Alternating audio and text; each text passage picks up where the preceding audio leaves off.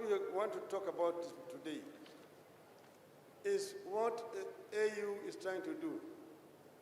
And we are dealing here with major infrastructure projects which have been identified under what we call PIDA, Program for Infrastructure Development in Africa.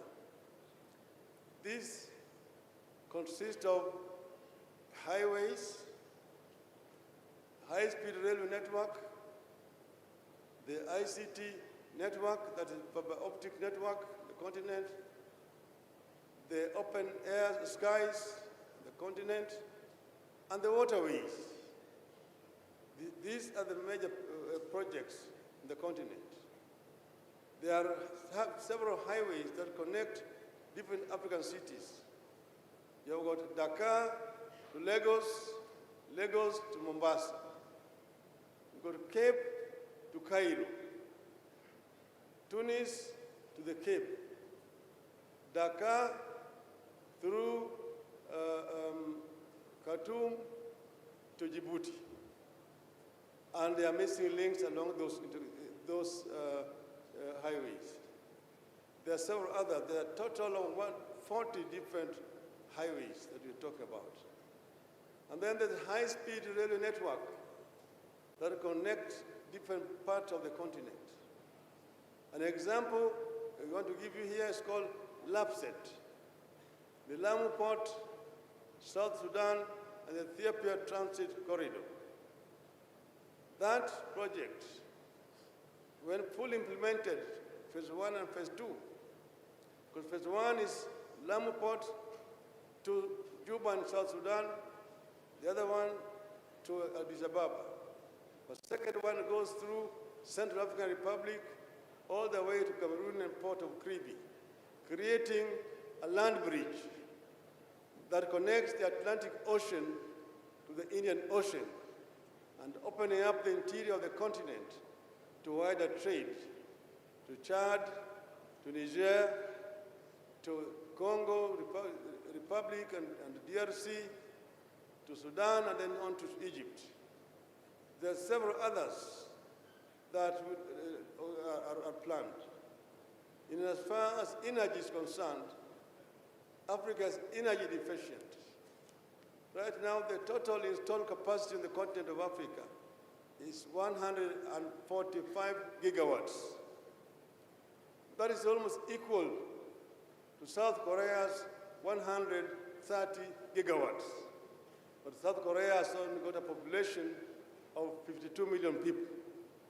Africa has got 1 billion people, meaning that we are not fully prepared for our modernization, which is going to come whether we like it or not.